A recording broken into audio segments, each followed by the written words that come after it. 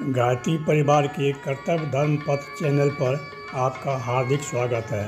अधिक से अधिक लोगों को गायत्री परिवार से जोड़ने के लिए ज़्यादा से ज़्यादा वीडियो को शेयर करें। चैनल को सब्सक्राइब कर बेल आइकन को दबा दें ताकि नए नए वीडियो का नोटिफिकेशन आपको मिलता रहे। वीडियो के अंत तक बने रहेंगे। चलिए गायत्री मंत्र से शुरू करते हैं। ओम भूर्भुवः स्वः तत्सवितुर्वरेण्यं भर्गो देवस्य धीमहि धियो यो न प्रचोदयात्। आज का विषय है सहरसा उपजोन के बेगूसराय जिला में अवस्थित गायत्री शक्ति पीठ पर सेवा भाव पर चर्चा। तो चलिए वीडियो शुरू करते हैं। 17 मार्च को गायत्री शक्ति पीठ बेगूसराय में उप जोनल के द्वारा एक गोष्ठी रखी गई थी, जिसमें जो चर्चा हुई उस सब चर्चा में से एक चर्चा मुझे बहुत ही पसंद आया, वो था सेवा।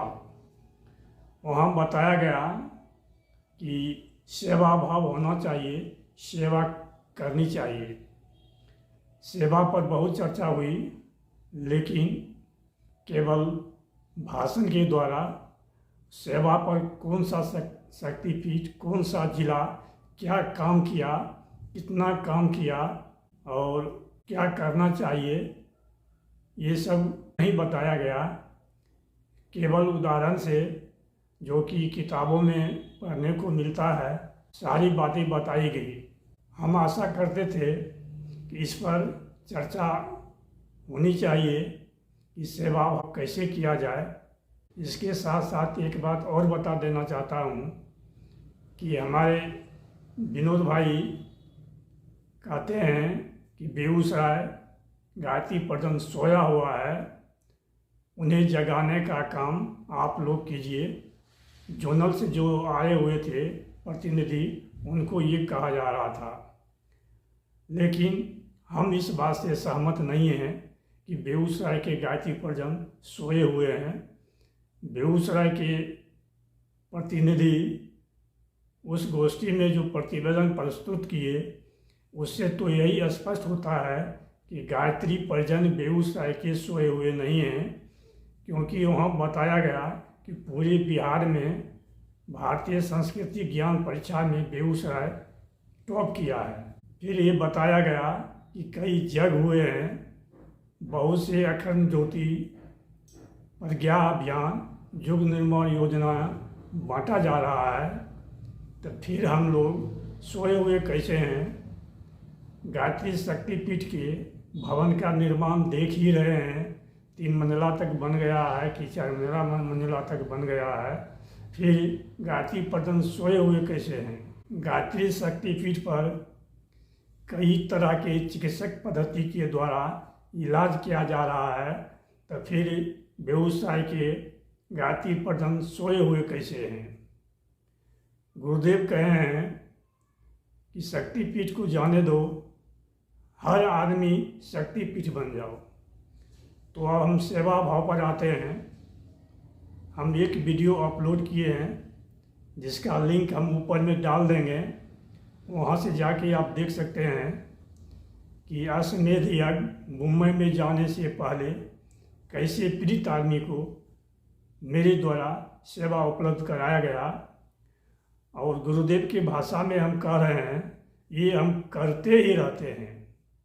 2 साल लगातार भारत के वीर को हर सप्ताह शनिवार को कुछ न कुछ अंशदान दिया करते थे। अब देखिए, कोई जरूरी नहीं है कि सेवा भाव पैसा से ही हो, किसी का सेवा, किसी का मदद पैसा से ही हो।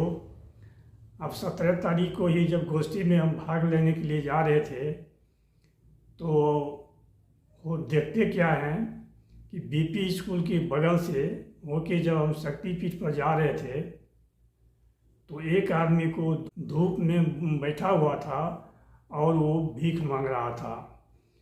और वो रास्ता में आधा रास्ता में धूप था और आधा रास्ता में छाँव था, क्योंकि दूसरी तरफ मकान था। तो उसको हमने सलाह दिया, धूप में क्यों बैठे हुए हो, उठकर इस छाँव में चले आओ। ये भी एक तरह से मदद करना ही हुआ, सलाह देना ही हुआ। अब हम कोरोना की बात करते हैं। जब लॉकडाउन लगा था उस समय कौन ऐसा आदमी होगा जो एक दूसरे को मदद नहीं किया होगा। तो बिना पैसा का मदद कैसे होता है ये हम संक्षेप में बता रहे हैं। जब हम अपने ड्यूटी पर नवगछिया 4 पहिया वाले गाड़ी से जा रहे थे तो एक जगह देखते हैं कि एक स्कूटर रुकी हुई है और वहाँ पर एक जेंट्स, एक फीमेल और एक बच्चा है, और वो लोग यानी औरत और बच्चा रो रहा है। तो वहाँ गाड़ी हम रोकते हैं, पूछते हैं कि क्यों रो रही हो। तो वो जेंट्स जो है वो बताता है कि देखिए हम बहुत दूर से आ रहे हैं, हमारे कई साथी हैं जो मोटरसाइकिल से चले हैं, हमारे स्कूटर में ट्रैक्टर से या गाछ से टकरा गया था, उसका चेचिस टेढ़ा हो गया था, जिसके चलते वो गाड़ी न आगे जा रहा था न पीछे जा रहा था। लॉकडाउन था, कहीं कोई उपाय नहीं था। तो हम सोचे कि इसको मदद करना ज़रूरी है, कैसे मदद करें कुछ समझ में नहीं आ रहा था, क्योंकि जितना भी गैरेज था सब गैरेज बंद था। स्कूटर को उठाकर कैसे कहीं ले जाया जाए, हम अपने आवास पर भी नहीं ले जा सकते हैं, तो करें तो क्या करें। ड्राइवर से हमने कहा कि गाड़ी इधर रोक दो और पता करो आसपास में या कहीं भी दूर में भी कोई गैरेज खुला हुआ है क्या, या खुलवाया जा सकता है क्या। तो पता करने पर ये बात मालूम हुई कि कुछ दूरी पर एक गैरेज है, थोड़ा इंटीरियर है, रास्ता संकीर्ण है, लेकिन वहाँ गैरेज खुला हुआ है। अब सवाल उठता है कि इस स्कूटर को वहाँ ले जाया कैसे जाया जाए, जबकि वो स्कूटर न आगे हो रहा है न पीछे हो रहा है।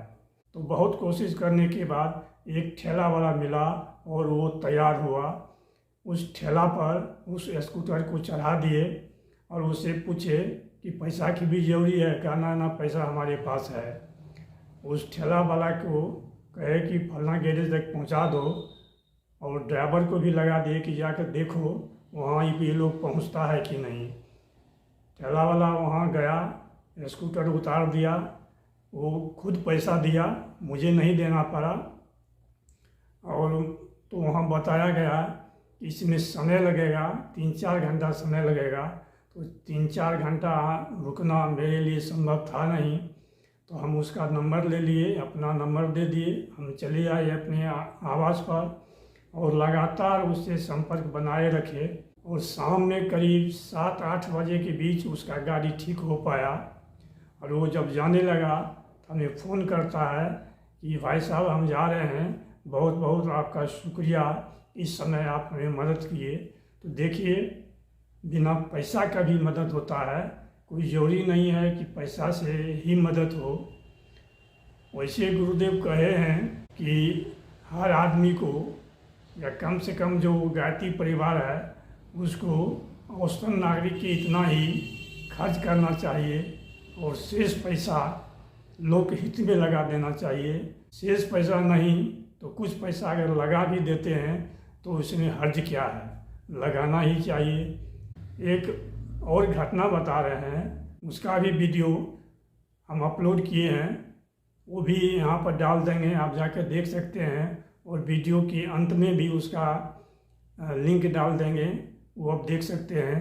गुरुदेव कह रहे हैं कि हमारे 2 गुरुदेव हैं, लेकिन आप लोगों के ऊपर 3 हैं। 3 ही क्यों, 4 हैं। उस 4 में एक बताते हैं गायत्री परिवार। गायत्री परिवार संगठन भी एक संगठन है जो आप लोगों को मदद कर सकता है। और गायत्री परिवार एक आदमी को मरने से बचा लिया। वो 100 परिवार आत्महत्या करने जा रहा था, लेकिन ये लोग आया, उनसे पूछा कि क्या परेशानी है, ये बताया कि परेशानी ये है कि हमारे पास एक भी पैसा नहीं है। जो भी पैसा देने के लिए तैयार हुआ था, समय आने पर सब पीछे हट गया।